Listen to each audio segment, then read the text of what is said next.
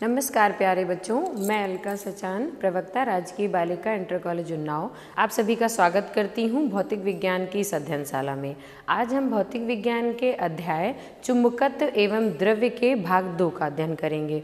बच्चों, इससे पूर्व आप चुंबकत्व एवं द्रव्य के भाग 1 का अध्ययन कर चुके हैं। आप सभी को मेरी सलाह है कि यह वीडियो देखने से पूर्व आप भाग 1 वीडियो अवश्य देखें ताकि आपको विषय को समझने में सुगमता हो सके। हम चुंबकत्व के बारे में पढ़ने से पूर्व कुछ ऐसी नवीन राशियों का अध्ययन करेंगे जिनका अध्ययन अभी तक आपने नहीं किया है। वे राशियां हैं, ये जो राशियां अंकित की गई हैं आपके श्वेत पट पर। पहली राशि है चुंबकीय प्रेरण, बी वेक्टर, आंग्ल भाषा में आप इसे कहेंगे मैग्नेटिक इंडक्शन। बच्चों, बी वेक्टर यह प्रदर्शित करता है कि मैग्नेटिक इंडक्शन एक सदिश राशि है। दूसरी राशि जिसका आप अध्ययन करेंगे वह है चुंबकन तीव्रता, आई वेक्टर, इंटेंसिटी ऑफ मैग्नेटाइजेशन। यह भी एक सदिश वेक्टर है, अर्थात इसमें दिशा होती है परिमाण के साथ साथ। तीसरी राशि है चुंबकीय तीव्रता, एच वेक्टर, मैग्नेटिक इंटेंसिटी। बच्चों, यहाँ एक तथ्य स्मरणीय है कि चुंबकन तीव्रता आई वेक्टर एवं चुंबकीय तीव्रता एच वेक्टर दोनों के नाम लगभग एक ही प्रकार के हैं, किंतु वे भिन्न भिन्न राशियां हैं। अर्थात चुंबकन तीव्रता आई वेक्टर और चुंबकीय तीव्रता एच वेक्टर को आपको कंफ्यूज नहीं होना है, वे परस्पर भिन्न राशियां हैं। चौथी राशि जिसका आज हम अध्ययन करेंगे वह है चुंबकशीलता म्यू, जिसे हम आंग्ल भाषा में मैग्नेटिक परमिएबिलिटी कहते हैं। पांचवी राशि है सापेक्ष चुंबकशीलता mu R, relative magnetic permeability. और अंतिम राशि जिसका आज हम अध्ययन करेंगे वह है चुंबकीय सुग्राहिता अथवा चुंबकीय प्रवृत्ति, मैग्नेटिक ससेप्टेबिलिटी। तो पहली राशि जो चुंबकीय प्रेरण है उसका अध्ययन हम चुंबकत्व एवं द्रव्य के प्रथम भाग में कर चुके हैं। तो आइए अब हम अध्ययन करते हैं अपनी दूसरी राशि चुंबकन तीव्रता यानी आई वेक्टर का। इसे हम कहेंगे आंग्ल भाषा में इंटेंसिटी ऑफ मैग्नेटाइजेशन। बच्चों, जो हमारे मैग्नेटिक सब्सटेंसेस हैं, चुंबकीय जो पदार्थ हैं, वे 3 प्रकार के होते हैं, किंतु किसी भी चुंबकीय पदार्थ को जब किसी बाह्य चुंबकीय क्षेत्र में रखा जाता है तो वो किस क्षमता तक चुंबकत्व होता है यह चुंबकन तीव्रता पर निर्भर करता है। अर्थात चुंबकन तीव्रता इसी बात की माप है कि कितनी इंटेंसिटी से वह वस्तु चुंबकित होती है। अर्थात हम पारिभाषिक रूप से देखेंगे कि चुंबकन तीव्रता चुंबकित पदार्थ के एकांक आयतन के चुंबकीय आघूर्ण से परिभाषित होती है। अर्थात यहाँ पर लिखा हुआ है I vector is equals to M vector upon V, जहाँ पर वी क्या है? आयतन। आई एम वेक्टर क्या है? चुंबकीय आघूर्ण। और आई वेक्टर क्या है? चुंबकन तीव्रता। अर्थात यह पता लगा सकते हैं कि यदि हम इस वस्तु को रखेंगे किसी बाह्य चुंबकीय क्षेत्र में तो वो कितनी सीमा तक चुंबकित होगी, उसका एक मापन होता है हमारी राशि चुंबकन तीव्रता से। चुंबकन तीव्रता का जो एसआई मात्रक है वह है एम्पियर प्रति मीटर या एम इनवर्स, आप इसे कह सकते हैं। अब हम आते हैं अपनी तीसरी राशि पर जो है चुंबकीय तीव्रता। बच्चों, आपको मैं पुनः ध्यान दिलाना चाहती हूँ कि चुंबकीय तीव्रता और चुंबकन तीव्रता भिन्न राशियाँ हैं। अब हम पढ़ रहे हैं एच वेक्टर यानी मैग्नेटिक इंटेंसिटी को। मैग्नेटिक इंटेंसिटी क्या है?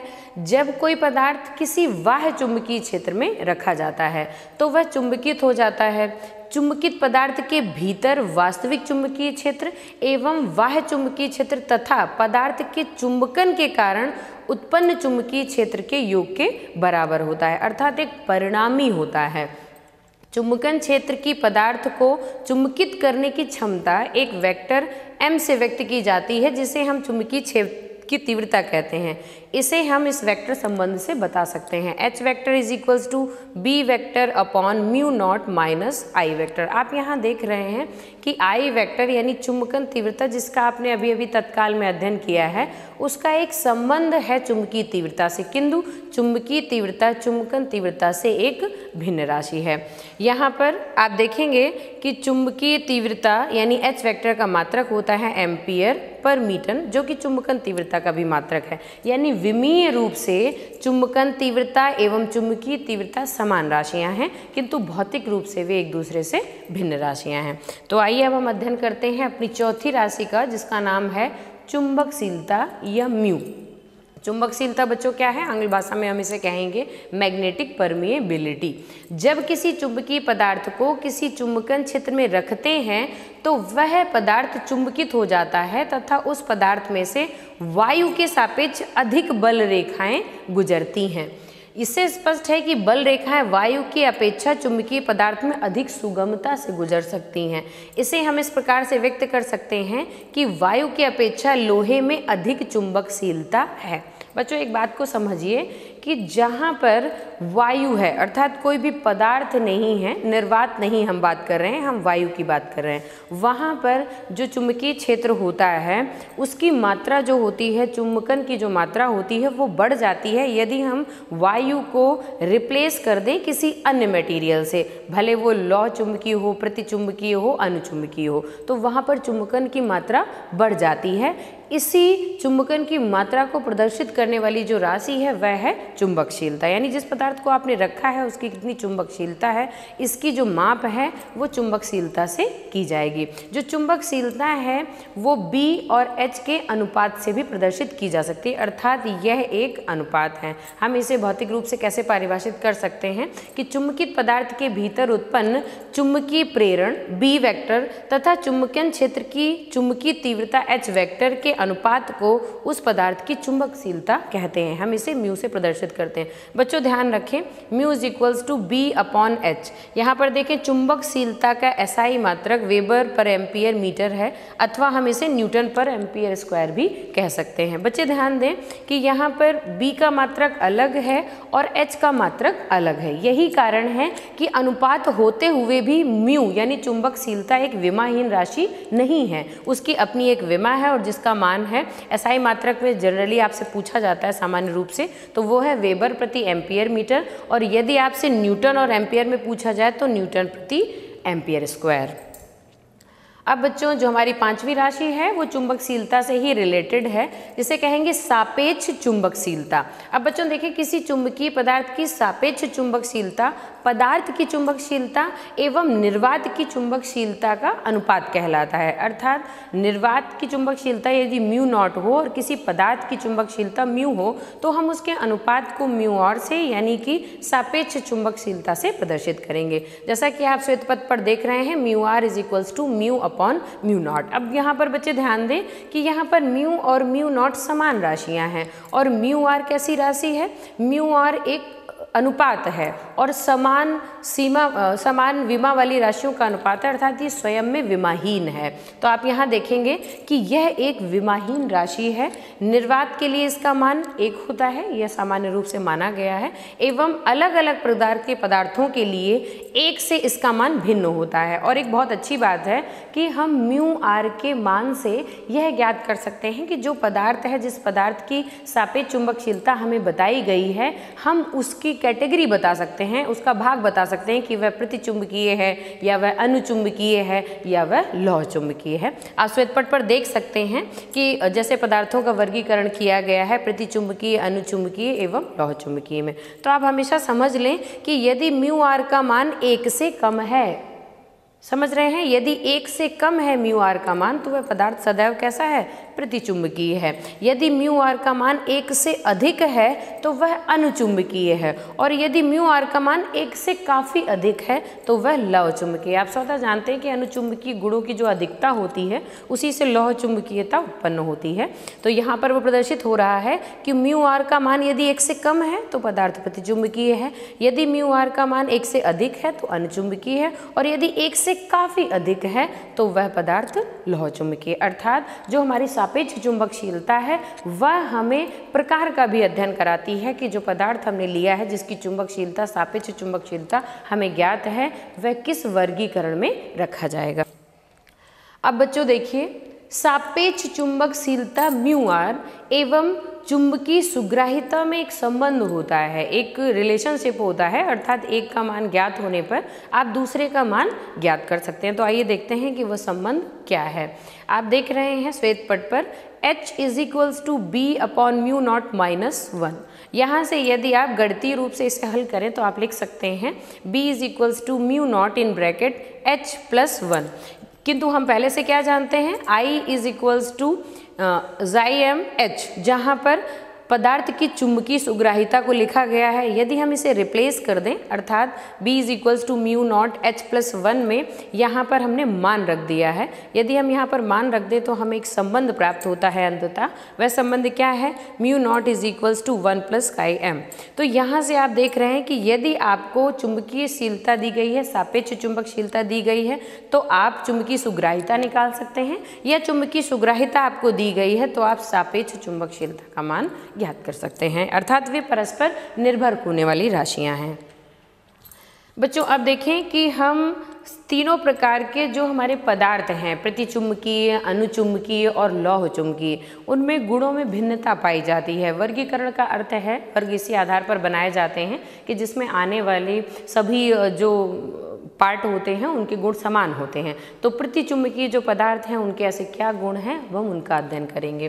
तो सबसे पहले तो देखें कि प्रतिचुंबकीय पदार्थ हमें कैसे पता चलेगा।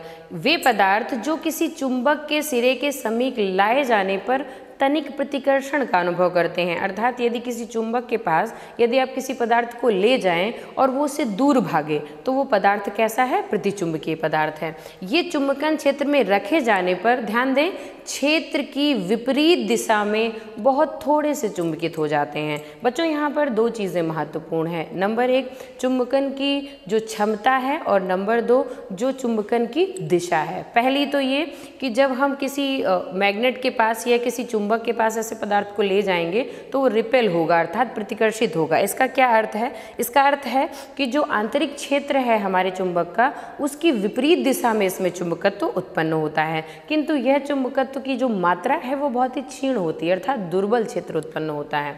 अतः चुंबकीय पदार्थों की चुंबकीय प्रवृत्ति कम एवं ऋणात्मक होती है, अर्थात प्रतिचुंबकीय पदार्थों के लिए चुंबकीय प्रवृत्ति का मान सदैव ऋणात्मक होता है। इसके अतिरिक्त हम कुछ बता सकते हैं, कुछ और भी पॉइंट्स हैं। प्रतिचुंबकीय पदार्थों को चुंबकन क्षेत्र में रखने पर इनमें चुंबकीय फ्लक्स घनत्व निर्वात की तुलना में कुछ घट जाता है, अतः प्रतिचुंबकीय पदार्थों की आपेक्षिक चुंबकशीलता का मान सदैव 1 से कम होता है, जिसका अध्ययन आप पहले ही वीडियो में कर चुके हैं। अब जरा गुण देखते हैं। सबसे पहला गुण तो आपको ऑलरेडी पता है, यदि हम चुंबक के 2 ध्रुव लें, अर्थात हम क्योंकि चुंबक के ध्रुवों को अलग नहीं कर सकते हैं तो यहाँ पर देखें, यहाँ पर आपको लिखा हुआ है N ध्रुव और ये S2, अर्थात 2 चुंबक लिए गए हैं, एक का N सिरा इधर रखा गया है, एक का S सिरा, और इसके बीच में यदि हम प्रतिचुंबकीय पदार्थ को रख दें तो देखिए क्या होता है। किसी प्रतिचुंबकीय पदार्थ की छड़ को चुंबकीय ध्रुवों के बीच में यदि स्वतंत्रता पूर्वक लटका दिया जाए तो छड़ अक्ष घूमकर चुंबकीय क्षेत्र के लंबवत हो जाती है। आप यहाँ पर चित्र में देख रहे हैं कि नॉर्थ और साउथ पोल के बीच जहाँ पर चुंबकीय बल रेखाएं प्रदर्शित की गई हैं चित्र में, उनके जस्ट परपेंडिकुलर यानी लंबवत रूप में आकर के छड़ खड़ी हो जाती है, अर्थात दोनों के बीच जो आपका चुंबकीय क्षेत्र है उसकी दिशा विपरीत होने के कारण ऐसा होता है। अगला गुण जो हमारे प्रतिचुंबकीय पदार्थों का है वो कैसे हम समझ सकते हैं। यहाँ पर आप देख रहे हैं श्वेत पट पर 2 चित्र हैं, ए चित्र एवं बी चित्र। यहाँ पर क्या किया गया है, 2 प्यालियाँ ली गई हैं, इन प्यालियों में चूर्ण रखा गया है पदार्थ का, अर्थात प्रतिचुंबकीय पदार्थ का चूर्ण रखा गया है। आप इस बात को समझें कि ए में आप देखें दूसरा आकार बन रहा है और बी में दूसरा आकार बन रहा है। यहाँ पर चूर्ण बच्चों इसलिए दिया गया है कि चूर्ण चुंबकीय है और उसके कणों में चुंबकत्व का गुण है, तो वो कण भी एक दूसरे से शिफ्ट होकर के स्वतः आकार ले सकते हैं।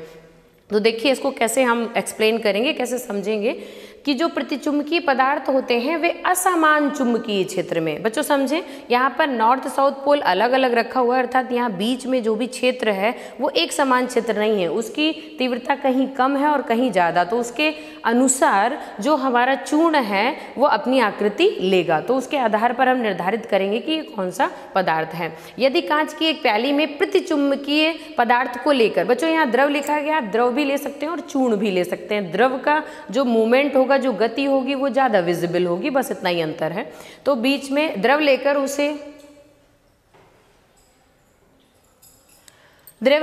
उसे हम नॉर्थ एवं साउथ पोल के ऊपर रख देते हैं तो आप देखते हैं कि द्रव बीच में दब जाता है और किनारों पर उठ जाता है। इस चित्र को जरा ध्यान से देखिए, यहाँ बीच में दबा हुआ है और किनारों पर उठा हुआ है। क्यों? क्योंकि चुंबकीय क्षेत्र बीच में सबसे अधिक स्ट्रांग है। यदि ध्रुवों के बीच की दूरी बढ़ा दें, देखिए हमने इसमें दूरी बढ़ा दी है। दूसरे में आप देखें नॉर्थ और साउथ पोल को एक दूसरे से काफ़ी दूरी पर रखा गया है। यदि हम दूरी बढ़ा देंगे तो उसका उल्टा हो जाएगा, बीच में ऊपर की तरफ उठ जाएगा। क्यों? क्योंकि अब किनारों पर दब जाता है। क्यों? क्योंकि अब चुंबकीय क्षेत्र ध्रुवों के समीप अधिक हो गया है, तो वो ध्रुवों के समीप जाना चाहता है, इसलिए वहां पर ऐसा आकार लिया है। तो ये कौन सा पदार्थ है? प्रतिचुंबकीय पदार्थ है। अब बच्चों देखें, एक बहुत अच्छा सा एक्सपेरिमेंट है। यदि आप क्या करें, एक कांच की नली लें और उस नली में द्रव भर दें अपने पदार्थ का, यानी पदार्थ की जो द्रवीय अवस्था है उसको आप यदि भर दें और फिर क्या करें, नॉर्थ एवं साउथ पोल को लेकर के जाएं। देखिए द्रव का एक गुण होता है कि उसका जो सरफेस होता है वो सदैव समान हाइट पर रहता है। यदि हम यहाँ पर नॉर्थ एवं साउथ पोल को नहीं लगाएंगे तो जो लेवल है द्रव का वो दोनों नलियों में समान रहेगा। किंतु जब हम नॉर्थ और साउथ पोल को जिस नली के पास ले जाते हैं वहाँ पर द्रव का लेवल नीचे गिर जाता है, यानी कि जो घोल भरा हुआ है वह भुजा में तल हमेशा कहाँ चला जाता है? नीचे चला जाता है। तो इससे पता चलता है कि जो हमारा पदार्थ है वो प्रतिचुंबकीय है, वो उससे दूर भाग रहा है। क्यों दूर भाग रहा है? क्योंकि वह विपरीत दिशा में चुंबकित होता है बाह्य चुंबकीय क्षेत्र के। अगला जो हमारा गुण है प्रतिचुंबकीय पदार्थों का वो बहुत स्पेशल है। प्रतिचुंबकीय पदार्थों की जो चुंबकीय सुग्राहिता है वह ताप से मुक्त होती है, अर्थात ताप पर निर्भर नहीं करती, यानी तापमान को बढ़ाने पर वह बढ़ती या घटती नहीं है। अब बच्चों हम बढ़ेंगे अनुचुंबकीय पदार्थों की विशेषताएं। लगभग हम उन्हीं गुणों का अध्ययन करेंगे जिनका अध्ययन हमने प्रतिचुंबकीय पदार्थों में किया है, किंतु इनके गुण भिन्न होंगे प्रतिचुंबकीय पदार्थों से। सबसे पहला तो ये है कि ये वे पदार्थ हैं जो चुंबक के सिरे के समीप लाए जाने पर थोड़ा सा अनुभव करते हैं बल का, लेकिन वो आकर्षण बल होता है। क्यों? क्योंकि बाह्य चुंबकीय क्षेत्र की दिशा में ही ये पदार्थ चुंबकित होते हैं, किंतु थोड़े से यानी दुर्बल ही चुंबकित होते हैं। और इसमें अनुचुंबकीय पदार्थों में जो हमारी चुंबकीय प्रवृत्ति का मान है वो सदैव कैसा होता है? धनात्मक होता है, लेकिन उसका मान कम होता है। और अन्य चुंबकीय पदार्थों की जो सापेक्ष चुंबकशीलता होती है उसका मान 1 से अधिक होता है, ये आपको पहले से ज्ञात है। अब आइए फिर से हम वही एक्सपेरिमेंट करते हैं, वही प्रयोग करते हैं। नॉर्थ एवं साउथ दो हमने पोल्स के बीच एक छड़ को रख दिया है जो कि अनुचुंबकीय पदार्थ की बनी हुई है। तो आप उसे देख रहे हैं कि यदि हम ऐसी छड़ रख देते हैं तो वो चुंबकीय क्षेत्र के समानांतर हो जाती है। यह अनुचुंबकीय पदार्थ का गुण है। आपको याद होगा कि इससे पूर्व हमने जो किया था उसमें जब हम प्रतिचुंबकीय पदार्थ की छड़ लेते हैं तो वो क्षेत्र के लंबवत हो जाती है और यहाँ पर वह क्षेत्र के समानांतर है, अर्थात यह पदार्थ अनुचुंबकीय पदार्थ है। अब बच्चों देखें, वही प्याली में चूर्ण या घोल लेकर हम फिर से प्रयोग करेंगे। अब हमने यहाँ पर प्रतिचुंबकीय के स्थान पर अनुचुंबकीय पदार्थ लिया है। अब जरा देखिए, पहले हमने नॉर्थ एवं साउथ पोल को पास पास रखा है, तब जो हमारा द्रव है वो किनारों पर दबा हुआ है, जबकि नॉर्थ एवं साउथ के बीच दूरी बढ़ा देने पर वह बीच में दबा हुआ है। इससे सिद्ध होता है कि यदि हम किसी प्रतिचुंबकीय पदार्थ को असमान चुंबकीय क्षेत्र में रखते हैं तो क्षेत्र की अधिक तीव्रता वाले भाग की ओर आकर्षित होता है। अब हमने एग्जाम्पल में जिस तरीके से पहले किया था वही करके देखा है, किंतु यह आपका चित्र उससे विपरीत प्राप्त होता है। क्यों? क्योंकि अनुचुंबकीय एवं प्रतिचुंबकीय पदार्थों के जो गुण होते हैं वे परस्पर विपरीत होते हैं। तीसरा गुण जो है वो ये है कि यदि आप यू आकार की नली में एक नली में आप घोल को भर देंगे तो जो एक भुजा को प्रबल चुंबकीय ध्रुवों के बीच में रख देंगे तो वहाँ पर आपका जो अनुचुंबकीय पदार्थ थे वहाँ पर घोल नीचे चला जाता था, तल नीचे चला जाता था, और यहाँ पर तल क्या होगा? ऊपर चला आएगा। क्यों? क्योंकि वह चुंबकीय क्षेत्र की दिशा में ही चुंबकन होता है, अतः नली में घोल ऊपर चढ़ जाएगा, जिस नली में आप दिखाएंगे कि हमने नॉर्थ एवं साउथ पोल को रखा है। जो आपका चौथा गुण है वो ये है कि अनुचुंबकीय पदार्थों की चुंबकीय सुग्राहिता इनके केल्विन ताप के व्युत्क्रमानुपाती होती है। बच्चों ये जो एक स्टेटमेंट है, जो ये एक सब वाक्यांश है, ये बच्चों एक बहुत बड़ा नियम है जिसे हम कहते हैं क्यूरी का नियम। आपने देखा था कि इससे पहले जब आप अध्ययन कर रहे थे तो आपने देखा है प्रतिचुंबकीय पदार्थों की चुंबकीय सुग्राह्यता ताप पर निर्भर नहीं करती है, किंतु जो हमारे ये पदार्थ हैं अनुचुंबकीय, उनकी चुंबकीय सुग्राह्यता इनके केल्विन ताप के व्युत्क्रमानुपाती होती है। अर्थात यदि हम ताप को बढ़ाएंगे तो घट जाएगी और यदि घटाएंगे तो बढ़ जाएगी। यही नियम कहलाता है क्यूरी का नियम। अब देखते हैं क्यूरी का नियम कभी कभी आपके जो एग्ज़ाम्स हैं उनमें पूछा जाता है अलग से, तो हम इसे ज़रा अलग से अध्ययन कर लेते हैं कि सन 1895 में क्यूरी ने प्रायोगिक रूप से ये पता लगाया था प्रयोगों के आधार पर कि अनुचुंबकीय पदार्थों को चुंबकन तीव्रता एवं चुंबकीय क्षेत्र की तीव्रता के अनुपाती तथा केल्विन ताप के व्युत्क्रमानुपाती होता है। यहाँ देख रहे हैं आप I is directly proportional to H and inversely proportional to T, अर्थात I का मान H के समानुपाती किंतु T के व्युत्क्रमानुपाती है। यहाँ पर अनुक्रमानुपात को समानता में यानी बराबर में परिवर्तित करने के लिए एक नियतांक का प्रयोग किया गया है जिसे हमने C से प्रदर्शित किया है। बच्चों इस C को कहते हैं क्यूरी नियतांक। क्या कहते हैं? क्यूरी नियतांक। यह नियम तब तक ही लागू रहता है जब तक कि H/T का मान बहुत अधिक नहीं हो जाता। यदि H का मान बहुत अधिक हो जाए और T का मान बहुत कम हो जाए तो यह नियम वहाँ पर अप्लाई नहीं होता, वहाँ पर आप नहीं लगा सकते हैं। अभी आप एक चीज़ देखें, क्यूरी के नियम को एक वैकल्पिक रूप में भी आप व्यक्त कर सकते हैं, अर्थात इस रूप से इस रूप में भी लिख सकते हैं। उसे हम लिख सकते हैं Chi_m = I/H। यहाँ पर आप क्या करेंगे, इस समीकरण से I/H का मान यहाँ पर रख दीजिए C/T। तो यहाँ से आप देख सकते हैं Chi_m is proportional to 1/T। कहने का वही मतलब है कि जो हमारी चुंबकीय पदार्थ की चुंबकन तीव्रता है वो इन्वर्सली प्रोपोर्शनल यानी व्युत्क्रमानुपाती है परम ताप के, जो कि हमने पदार्थ का लिया है। अब बच्चों आते हैं हमारे तीसरे पदार्थ जो कहलाते हैं लौह चुंबकीय पदार्थ यानी फेरोमैग्नेटिक सब्सटेंसेस। बच्चों ये आपको मैं फिर से याद दिलाना चाहती हूँ कि अनुचुंबकीय पदार्थों के सभी गुण लौह चुंबकीय पदार्थों में पाए जाते हैं, बस अधिक प्रबलता के साथ पाए जाते हैं, अर्थात उनका मान अधिक होता है। जैसे कि चुंबकन क्षेत्र में रखे जाने पर क्षेत्र की दिशा में ही चुंबकित होते हैं लेकिन प्रबल रूप से चुंबकित होते हैं।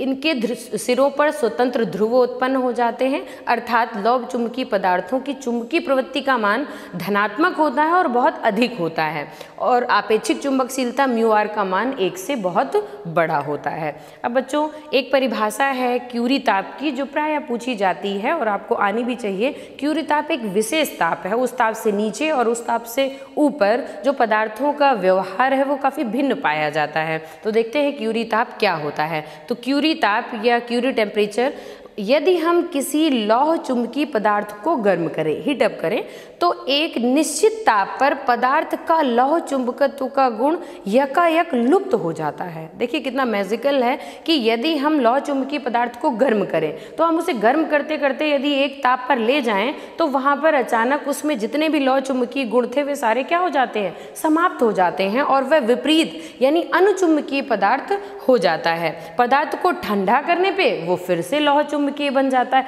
अर्थात ताप पर निर्भर करता है उसका व्यवहार। वह ताप जिसके नीचे पदार्थ लौह चुंबकीय तथा जिसके ऊपर पदार्थ अनुचुंबकीय होता है, पदार्थ का क्यूरी ताप कहलाता है। बच्चे ध्यान दें कि ये ताप हर अलग अलग लौह चुंबकीय पदार्थ के लिए अलग अलग होता है। उदाहरणार्थ कोबाल्ट के लिए 1121 डिग्री सेंटीग्रेड, लोहे के लिए 770 डिग्री सेंटीग्रेड तथा निकिल के लिए 358 डिग्री सेंटीग्रेड है। अब बच्चों देखिए हमने जो भी आज वीडियो में अध्ययन किया है लौह चुंबकीय, प्रतिचुंबकीय और अनुचुंबकीय पदार्थों का, उनका हम एक समेकित अध्ययन भी कर सकते हैं। जैसे हम एक सारणी बना सकते हैं जिसमें समान गुणों में जो भिन्नता पाई जाती है तीनों पदार्थों में, उसका हम अध्ययन कर लेते हैं।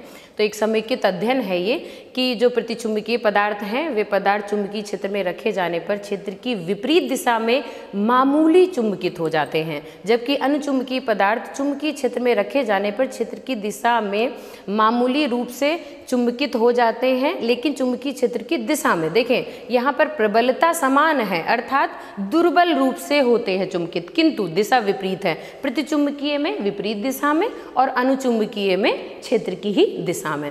और जो लौह चुंबकीय हैं वे क्षेत्र की ही दिशा में किंतु प्रबल रूप से चुंबकित हो जाते हैं। दूसरा क्या है, यदि हम चुंबकीय क्षेत्र को हटा लें, अर्थात वह चुंबकीय क्षेत्र का प्रभाव नष्ट हो जाए, तो प्रतिचुंबकीय पदार्थों में चुंबकन समाप्त हो जाता है। चुंबकीय क्षेत्र हटा लेने पर अनुचुंबकीय में भी समाप्त हो जाता है, किंतु लौह चुंबकीय क्षेत्रों में जो चुंबकन है वो शेष रह जाता है, जबकि हम चुंबकन का जो क्षेत्र है वो हटा लें।